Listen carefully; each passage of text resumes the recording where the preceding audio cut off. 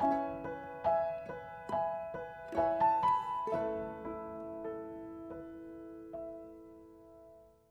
kita berdoa. Bapa di surga, kami menenangkan hati kami, meneduhkan pikiran kami, supaya kami bisa mendengarkan suara-Mu dengan lebih jelas.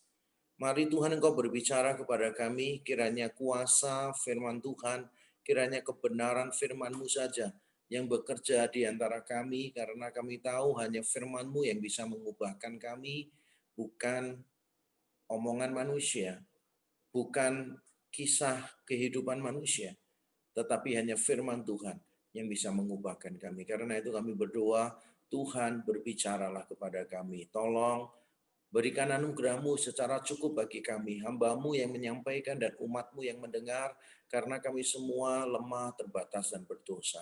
Kiranya Tuhan berkenan menyampaikan isi hati-Mu kepada kami. Dalam Kristus Yesus Tuhan, kami berdoa dan bersyukur. Amin. Amin. Nah, selamat malam semuanya. Shalom. Ya, saya bersyukur Shalom. kita bisa ketemu kembali di sini. Luar biasa. Semangat terus ya, jam 9. Semangat luar biasa.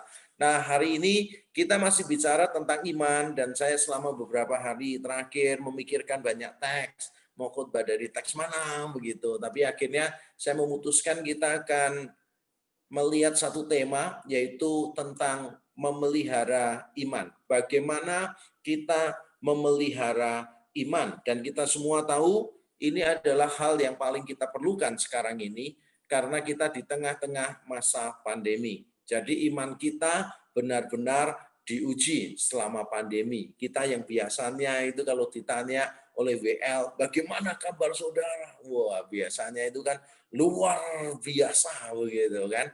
Sekarang kabar kita bagaimana nih gitu. Kita tetap luar biasa atau sudah biasa di luar sekarang kita ini. Kita harus mulai memikirkan, apakah pandemi ini telah mengubah suasana hati kita?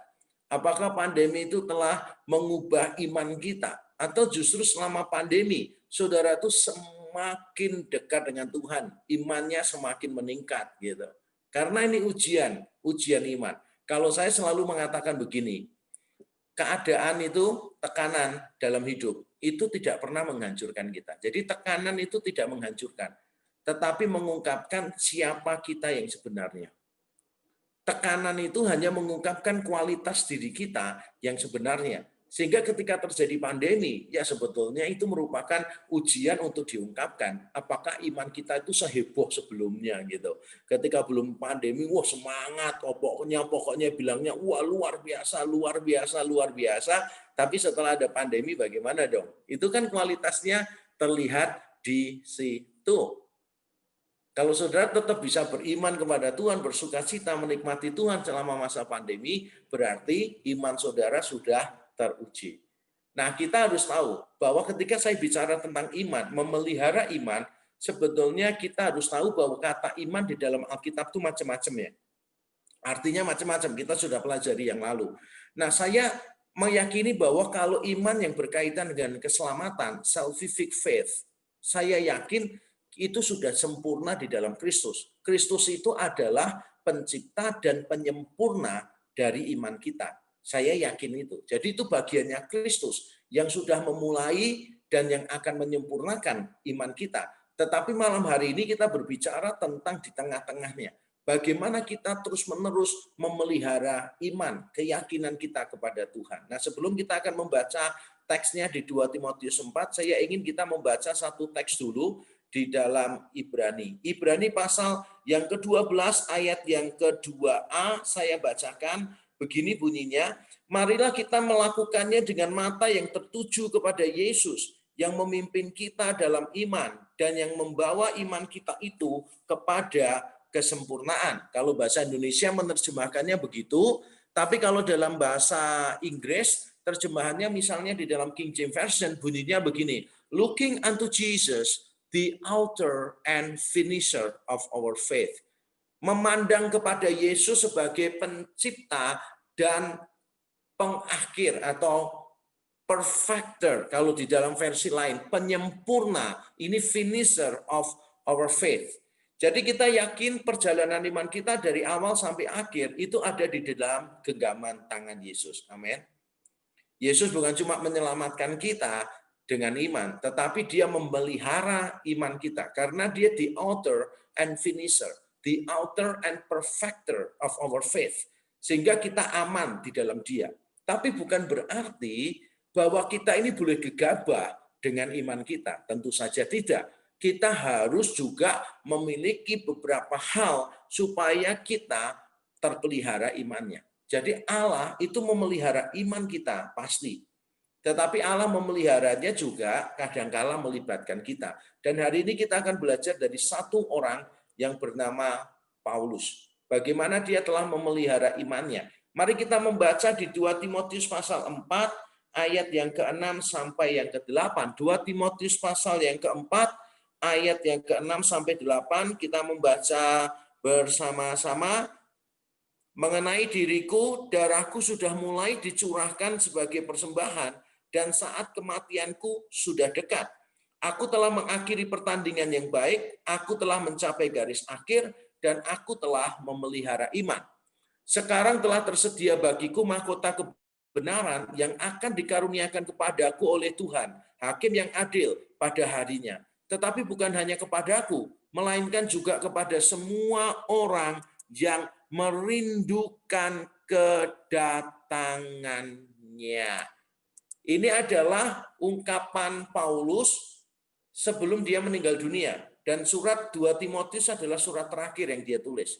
Jadi setelah dia menulis 2 Timotius, dia by the way berada di dalam penjara pada waktu menulis surat ini, dan tidak lama kemudian dia dijatuhi hukuman mati, sehingga ini adalah surat yang terakhir yang mewakili kehidupan Paulus. Nah, kalau tadi kita membaca teksnya dengan teliti, dan kalau saya tanya misalnya, tingkat kepuasan Paulus tadi berdasarkan ayat yang kita baca, kira-kira berapa tingkat kepuasan Paulus menurut Bapak Ibu Saudara?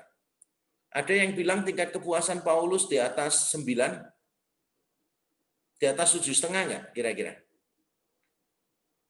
Atau di bawah 7,5, 5 sampai 7,5. Kebanyakan nilai kita dulu gitu kan ya, remedi gitu. Atau di bawah 5, atau di bawah 5. Kalau kita lihat tampaknya Paulus itu menutup hidupnya dengan kepuasan tuh. Aku telah memelihara iman, mengakhiri pertandingan yang baik, aku telah mencapai garis akhir, sekarang tersedia bagiku. Wah, tampaknya itu suasananya itu kayak, waduh, luar biasa. Dia mengakhiri hidupnya dengan penuh sukacita. Nah, tidak banyak loh orang itu yang mengakhiri hidupnya dengan sukacita. Banyak orang yang mengakhiri hidupnya itu dengan keluh kesah, merasa kesakitan dan sebagainya, menyalahkan Tuhan dan seterusnya. Banyak terjadi seperti itu. Jadi tidak semua orang itu meninggal dengan sukacita. Jangankan meninggal dengan sukacita, meninggal dengan tenang aja loh sebetulnya enggak. Kecelakaan tulisannya meninggal dengan tenang gitu kan ya, meninggal dengan tenang. Memangnya ada ya orang setelah meninggal dia nggak tenang ya? Ya mesti semua tenang lah. Cuma kan kita kadang-kadang mikirnya gini, mertua saya, papa mertua saya itu enak, kena kencing manis gitu, matanya udah mulai gangguan dikit, tiba-tiba terima telepon tengah malam, bangun, salah sambung. Setelah salah sambung dia tidur, terus nggak ada, jadi kaget. Dini hari dapat telepon tuh kaget gitu.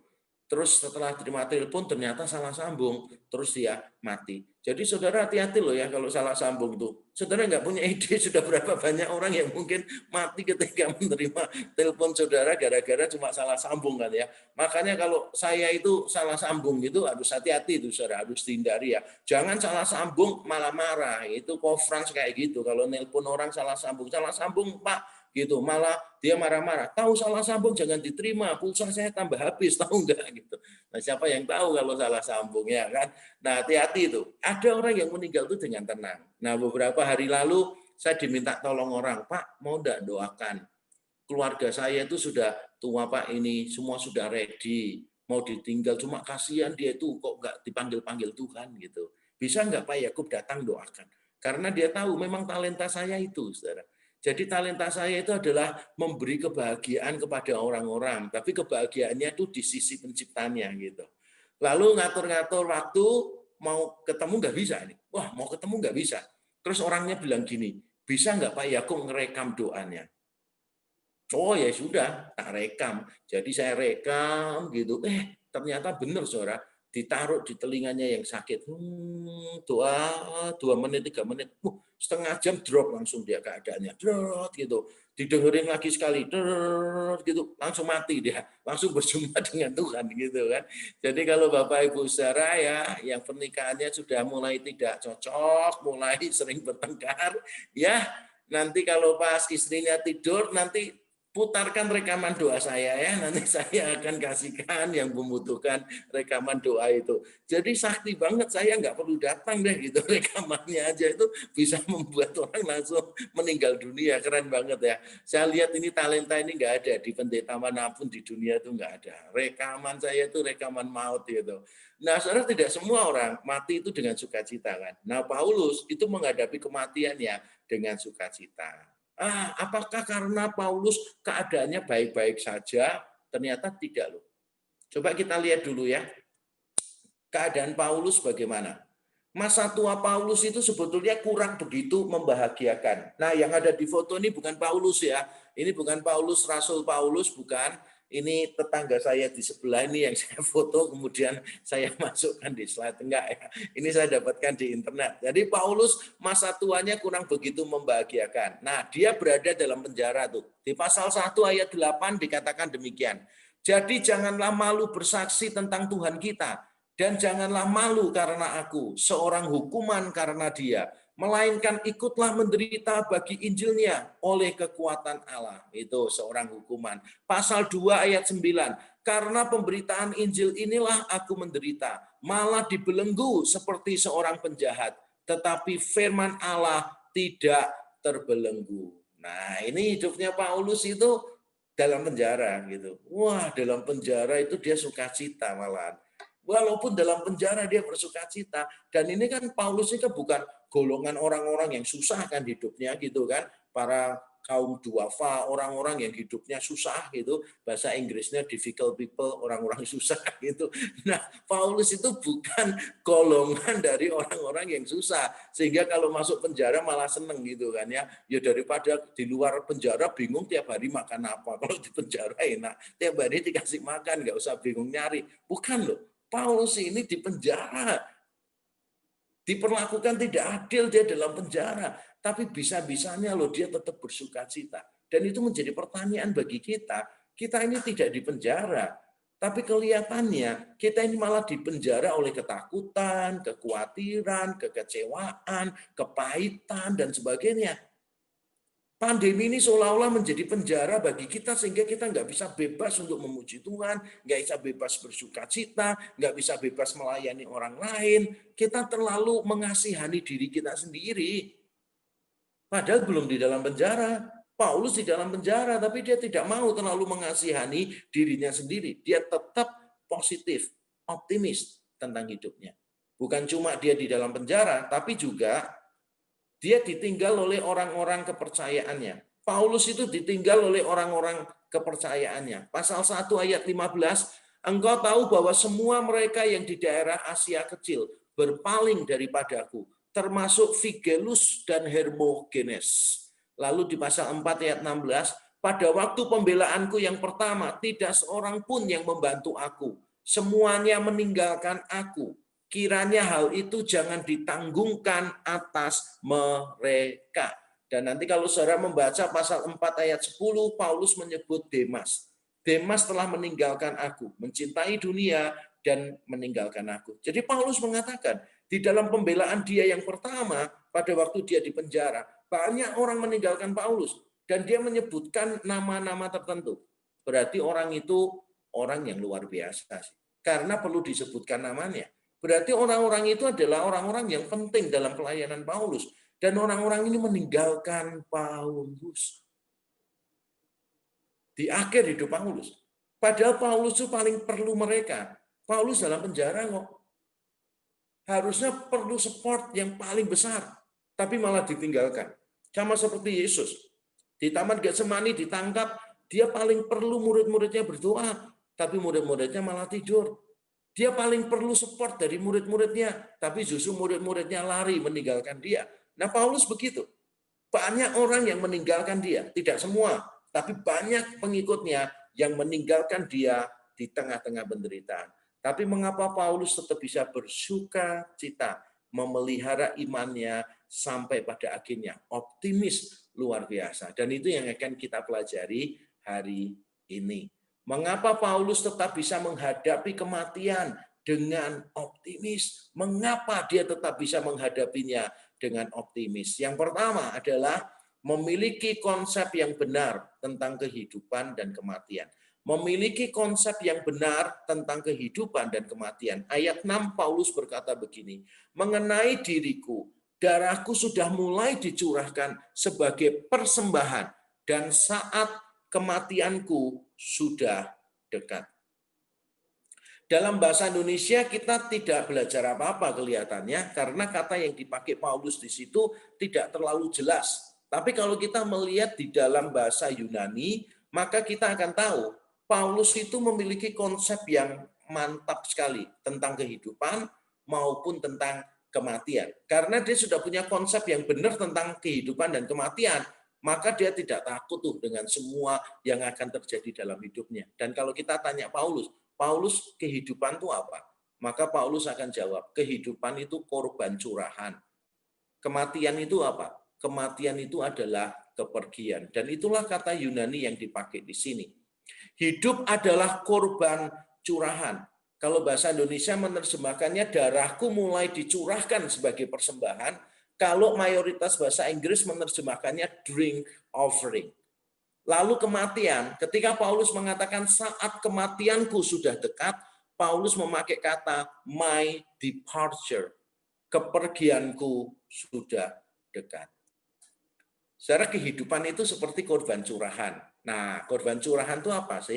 Korban curahan itu gini, kalau di dalam perjanjian lama itu kadang-kala kan ada korban bakaran, ya cuma korban bakarannya aja.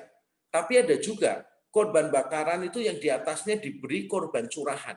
Jadi ada korban curahan, biasanya cairannya itu dari anggur. Nah, kalau saudara pernah makan di restoran yang menjual steak, itu kan ada steak-steak tertentu, menu-menu tertentu, itu yang kalau dikasih anggur, itu apinya gede gitu. Wah, gitu kan. Apinya kenceng banget gitu. Kemudian limbatnya datang gitu kan. Enggak ya. Kalau di kafe enggak ada limbat. Jadi pada waktu ada menunya di bawah gitu, terus disirami pakai anggur tuh, wah apinya kenceng banget. Anak kecil biasanya seneng lihat itu kan ya gitu. Saya juga pertama kali kaget banget kan. Pertama kali saya di restoran makan steak itu tiba-tiba ada di meja lain itu, wah ada apinya menyala gitu. Untung saya ini orangnya nggak latah. Kalau saya latah, itu mesti saya langsung cari extinguisher itu yang merah itu saya mesti akan bantu untuk memadamkan. Kaget karena apinya kok gede. Ternyata setelah lihat-lihat, oh ada menu tertentu yang memang dikasih anggur dan biasanya harganya lebih mahal sih gitu. Jadi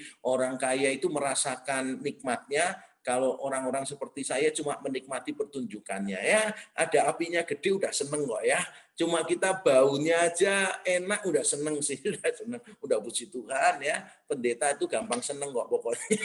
Lihat pertunjukan ya seneng, bau makanan enak ya seneng, cuma gitu aja sih gitu. Nah, korban curahan tuh kayak gitu, Saudara. Korban curahan tuh kayak gitu. Jadi kalau kita memberikan korban bakaran kepada Tuhan gitu, terus dikasih anggur, aduh enaknya setengah mati, baunya itu semerbak kemana-mana. Nah itu korban curahan. Jadi Paulus itu selama hidupnya sudah memberikan diri sebagai korban bakaran. Sehingga pada waktu dia mengakhiri hidupnya, dia juga bisa mengatakan bahwa hidupnya adalah korban curahan. Dari awal sampai akhir, itu dia memahami hidupnya seperti itu. Jadi hidup itu adalah tentang persembahan kepada Tuhan. Nah kalau kematian apa? Paulus menyebut, kematian itu departure. Kepergian dari satu tempat ke tempat lain. Nah, kalau kita menganggap kematian itu akhir dari sebuah perjalanan, ya kita mesti tidak bahagia. Tapi kalau kita menganggap kematian itu adalah kepergian ke satu tempat yang lebih baik, maka kita akan tidak takut menghadapi kematian, karena kematian itu bepergian ke satu tempat yang lebih baik. Gitu. Ya jangan takut dong. Nah, sekarang tinggal kita bertanya pada diri kita masing-masing. Apakah hidup kita selama ini telah menjadi korban yang kita berikan untuk Tuhan? Jadi kita itu mempersembahkan hidup kita sebagai persembahan kepada Tuhan.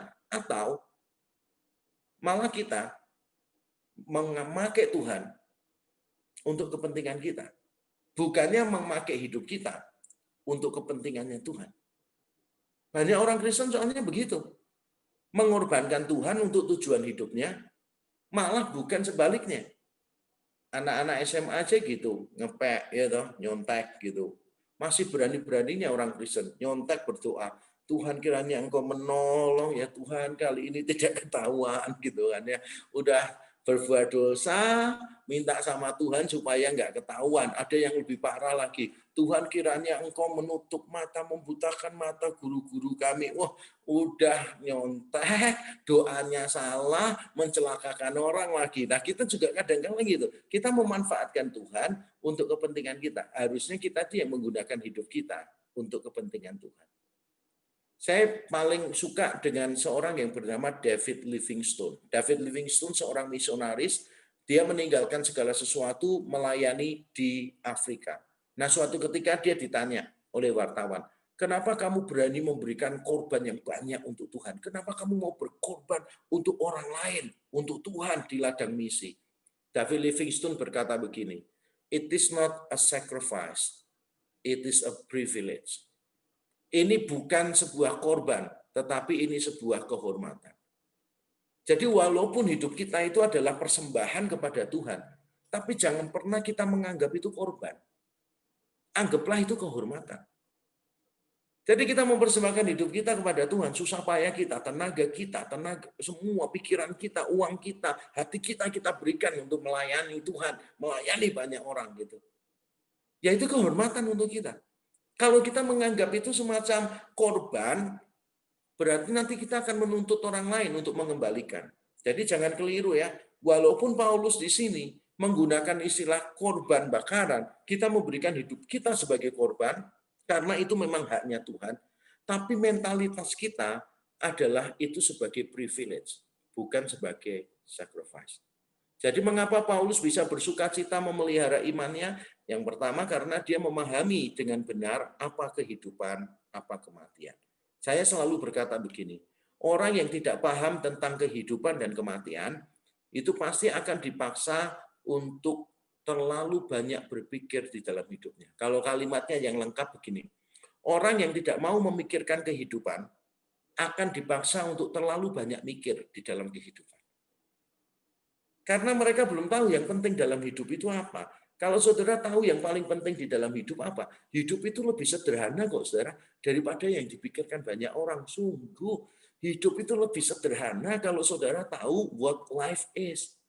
Kalau saudara tahu hidup itu bukan masalah minta diterima orang, diakui orang, dihargai orang. Kalau saudara tahu hidup itu bukan untuk itu, maka saudara nggak perlu bingung, harus tampil kaya lah, penampilannya ini, jamnya harus Rolex lah, sampai ada pendeta mengaku dia itu 4M, gila banget ya saudara ya, dia berdiri itu 4M, jadi dia ceritakan jamnya itu 1M gitu, jasnya dia itu berapa ratus juta gitu, terus bajunya dia berapa puluh ribu, sabuknya 70.000, wah dia ceritakan semua sampai sepatu, itu 4M saudara. Cuma dia lupa. Saya yakin dia itu tidak pakai celana dalam. Karena waktu dia menceritakan semua, dia nggak menyebutkan celana dalamnya harganya berapa, saudara. Jadi saya menduga waktu dia khotbah dia nggak pakai celana dalam. Kalau pakai mesti dia akan sombongkan sekalian ya harganya berapa. Atau mungkin celana dalamnya dia 10.000 dapat 4 ya saya nggak tahu. Yang sekali pakai udah molor-molor gitu ya. Maafkan ya, saya mengingatkan masa lalu Bapak Ibu Saudara. Ya, maafkan.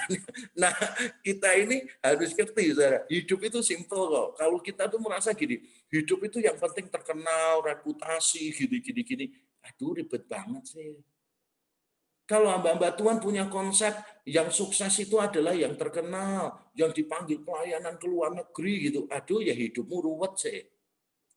Biasa aja. Saya ngomong gini bukan karena nggak pernah diundang khotbah di luar negeri loh, Sarah.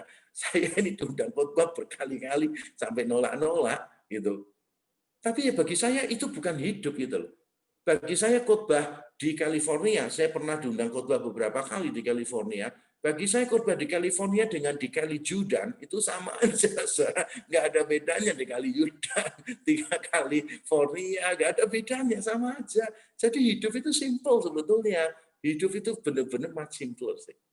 Beberapa orang ketemu saya kaget gitu kan. Wah, kok penampilannya nggak kayak pendeta, Pak, gitu. Terus saya tanya, memangnya penampilan pendeta kayak apa? Lu pendeta aku mesti rapi-rapi gitu loh, Pak, gitu kan. Wah, bermerek, bajunya apa gitu semua. Terus saya jawab santai, saya ribet sih urep gitu.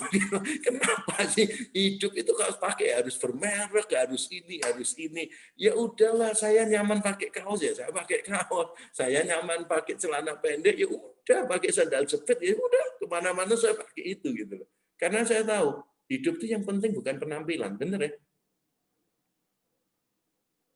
Hidup itu bukan masalah pakaian mahal. Ada yang lebih penting daripada pakaian mahal, yaitu berpakaian. Berpakaian itu penting. Nggak perlu mahal, yang penting berpakaian ya kan, gitu. Penting itu kan, orang tuh nggak usah peduli gitu-gitu ngapain ya kan, sampai wah nunjuk-nunjukin gitu kan, wah pakai cincin. Saudara ada 5 rahasia diberkati Tuhan ya kan, nggak usah lah gitu-gitu, ngapain ya, sampai pendetanya itu wah pakai sepatu foto di medsos, sepatunya mahal 30 juta gitu. Hendaklah kakimu berkasutkan kerelaan memberitakan Injil. Pakai ayat untuk sombong, untuk pamer barang ya kan. Hidup itu simple bro ya kan. Yang penting kita punya kaki, udah cukup lah jalan kemana-mana, udah lebih dari cukup. Orang yang tahu what life is, orang itu hidupnya lebih simpler kok saudara. Itu yang dilakukan Paulus ya. Yang kedua saudara, rahasia Paulus adalah dia menjalani hidup dengan serius dan sungguh-sungguh. Ayat 7 dikatakan, aku telah mengakhiri pertandingan yang baik. Aku telah mencapai garis akhir dan aku telah memelihara iman. Aku telah mengakhiri pertandingan yang baik, telah mencapai garis akhir dan aku telah memelihara iman. Saudara perhatikan kata garis akhir, pertandingan. Paulus itu tidak menggambarkan kehidupannya itu seperti shopping di mall. Bukan, tapi pertandingan. Orang yang selama hidupnya menganggap hidup adalah sebuah pertandingan, berarti dia sudah maksimal menjalaninya. Dia tahu di dalam pertandingan tuh beda dengan shopping di mall. Kalau shopping di mall itu nyantai, capek berhenti begitu, kemudian lihat-lihat gitu. Itu yang dilakukan oleh banyak orang waktu shopping di mall dengan santai, jalan-jalan. Yang nggak santai kan suaminya sih, jantungnya berdegup kencang walaupun nggak olahraga ya kan. Apalagi kalau sudah istrinya masuk ke toko-toko tertentu yang mahal banget gitu. Waduh, suaminya sudah saya tak ke toilet dulu ya gitu kan. Rasanya tiba-tiba perutnya mules gitu kan. Di toilet dia berdoa puasa, Tuhan tolong jamah istri saya gitu kan ya, supaya dikuasai oleh hidup yang sederhana, Roh Kudus bekerja gitu kan ya, paling suaminya yang deg-degan terus nggak bisa nyantai. Nah, tapi hidup bukan kayak gitu. Hidup itu pertandingan. Hidup pertandingan. Kalau kita nggak pernah sadar bahwa hidup ini pertandingan, maka kita akan melewatkan semuanya dengan percuma. Jangan sampai saudara itu setelah sampai di ujung sana, saudara noleh ke belakang, terus kecewa. Karena banyak waktu yang sudah dibuang. Karena saudara belum sungguh-sungguh melakukan sesuatu. Dalam buku yang dikarang oleh John Piper, dia menceritakan pengalamannya waktu dia remaja. Dia melihat papahnya sedang memimpin KKR. Lalu ada seorang tua, usianya 86 tahun, bertobat waktu KKR. Dan orang itu berteriak, I have wasted my life. I have wasted my life.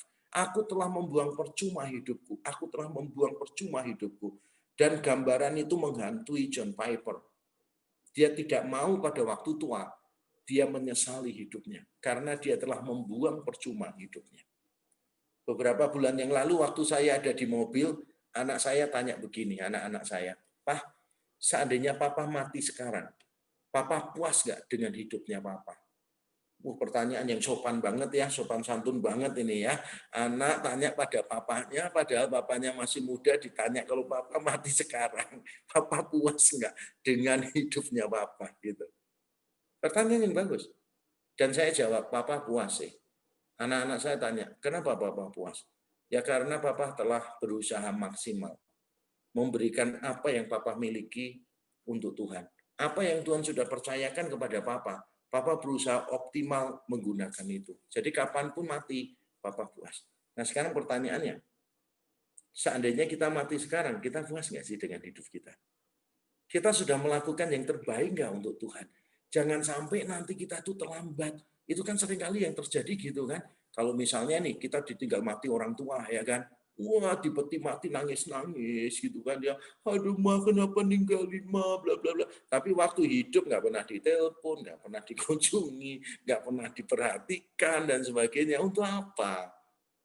Dan jadi seharusnya kita maksimalkan waktu yang ada itu. Nah, apakah kita sudah maksimal menggunakan waktu kita? Jaminan dan kelegaan di dalam Kristus itu bukan alasan untuk menjalani kehidupan dengan sembarangan. Memang iman kita dijamin oleh Kristus. Memang di dalam Kristus ada kelegaan. Yesus berkata, aku akan memberi kelegaan kepadamu. Tapi itu semua bukan alasan menjalani kehidupan dengan sembarangan. Banyak orang berpikir bahwa karena Kristus itu the author and finisher of our faith, maka mereka berkata, ya kita sembarangan aja. Toh iman kita awal sampai akhir dijamin oleh Yesus. Paulus tidak loh. Walaupun dia yakin imannya dijaga oleh Kristus dari awal sampai akhir, tapi dia juga tahu cara Kristus menjaga dengan apa? Dengan memampukan dia mengoptimalkan seluruh hidupnya. Salah satu ayat Alkitab yang paling mengubah cara saya melayani Tuhan, itu adalah Matius 25, perumpamaan tentang talenta. Saya dulu berpikir kesetiaan itu A. Ternyata setelah baca perumpamaan itu, saya tahu konsep saya salah. Jadi dengerin baik-baik ya.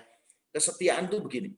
Kesetiaan itu bukan berada di tempat yang sama, melakukan hal yang sama dalam jangka waktu yang lama. Bukan. Kesetiaan itu bukan berada di tempat yang sama, melakukan hal yang sama dalam jangka waktu yang sama. Bukan. Saya yakin kesetiaan itu bukan masalah durasi, tapi masalah optimalisasi. Buktinya apa? Coba lihat 3 hamba tadi. Hamba 1 dikasih 5, dikasih 2, dikasih 1. Ada yang membawa lari uang tuannya enggak? Enggak ada.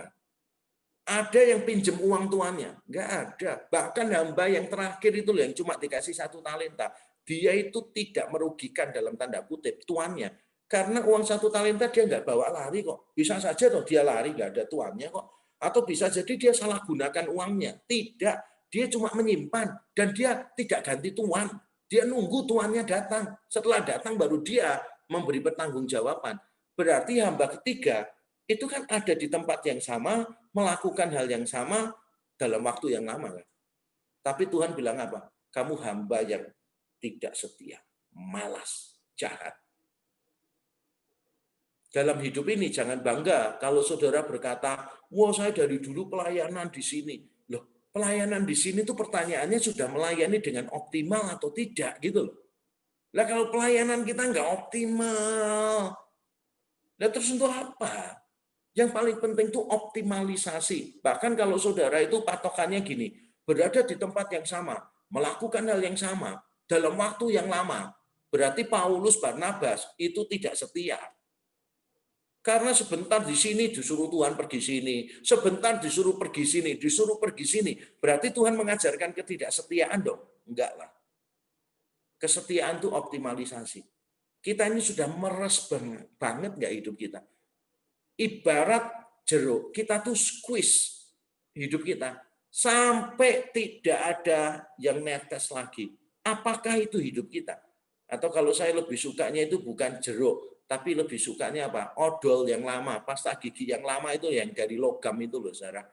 Itu kan kalau kita pakai dulu yang pernah susah mesti ngerti tuh ceritanya pakainya. Itu mesti kita pencetnya dari bawah, bener ya? Pencet dari bawah gitu, kemudian digulung-gulung ya, bener ya? Digigit-gigit dulu, terus digulung-gulung gitu kan, terus digigit sampai bisa keluar, sampai nggak bisa keluar, kita buka, kita guntingnya kan, terus dibuka gini, terus diset-set masih bisa dipakai kan ya, sampai benar-benar tidak bisa keluar pasta giginya lagi, benar atau enggak?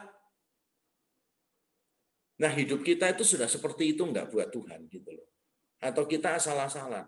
Nah kalau kita dari sekarang melakukan semuanya dengan kesungguhan, saya yakin waktu kita meninggal, kita pun akan meninggal dengan sukacita. Apakah kita sudah menyediakan waktu yang cukup untuk anak-anak kita? Ya kan? Jangan sampai nanti anak-anak kita mulai kuliah kebingungan, merasa, waduh kesepian. Anak-anak kita menikah atau kerja di luar kota, waduh rasanya sepi banget, kehilangan waktu bersama mereka. Saya sesibuk apapun, saudara, saya tetap menyediakan waktu untuk keluarga saya.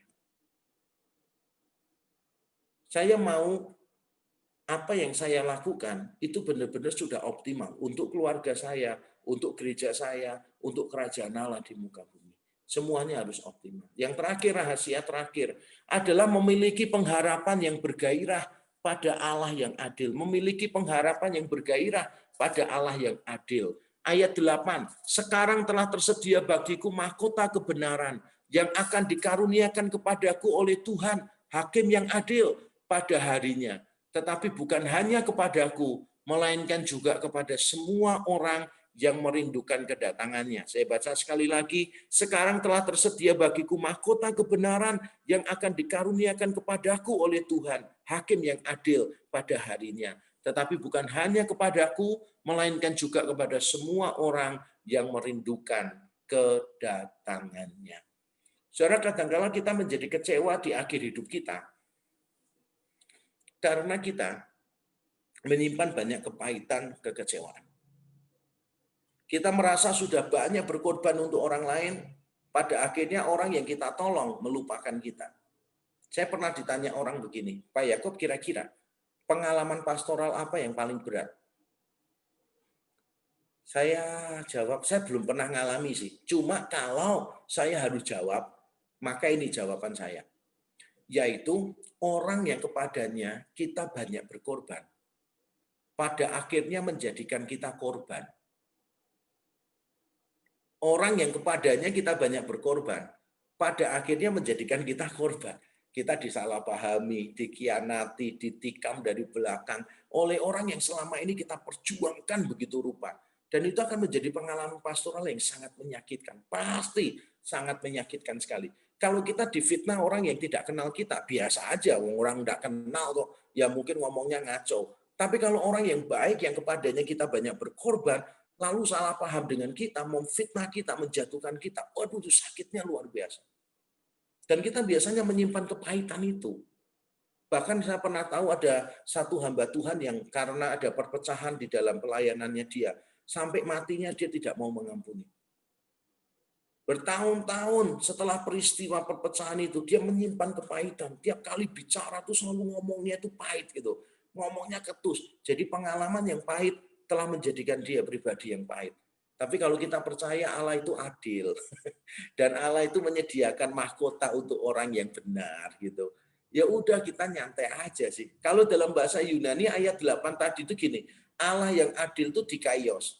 Orang yang benar itu juga dikaios. Bahasa Yunaninya sama. Jadi Allah yang benar menyediakan mahkota kehidupan untuk orang yang benar.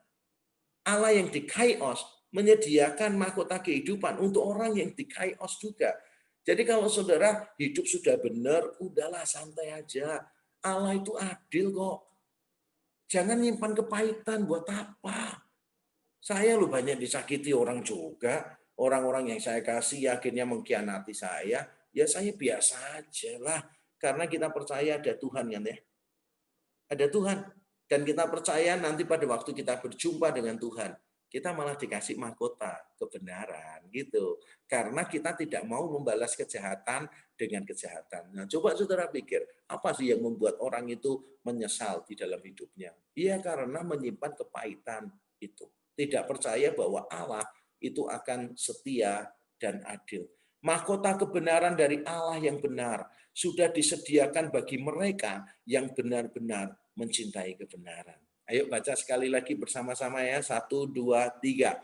Mahkota kebenaran dari Allah yang benar sudah disediakan bagi mereka yang benar-benar mencintai kebenaran. Jadi tugas kita itu cuma berbuat yang benar, berbuat yang baik, disakiti orang, difitnah orang, dijatuhkan orang. Udah, itu urusannya Tuhan aja sih sama mereka. Hidup itu simpel kok sebetulnya. Tapi kalau saudara tuh mau klarifikasi sana sini bla bla bla bla bla, ribet banget. Nanti seringkali kita klarifikasi malah menyakiti orang lain karena ada beberapa hal nggak bisa diverifikasi, nggak bisa dibuktikan ya atau tidak. Dalam kondisi seperti itu, ya sudahlah, orang lain nganggap kita salah, ya udah tahan. Tuhan itu adil, Tuhan akan bekerja gitu loh. Kita itu dianggap kalah, udah tenang aja. Ada Tuhan yang adil, yang bekerja di dalam hidup kita. Nah, kalau kita punya mentalitas seperti ini, saya yakin situasi apapun tidak akan meruntuhkan iman kita. Kita tetap bisa memelihara iman kita. Puji Tuhan. Saya serahkan kembali kepada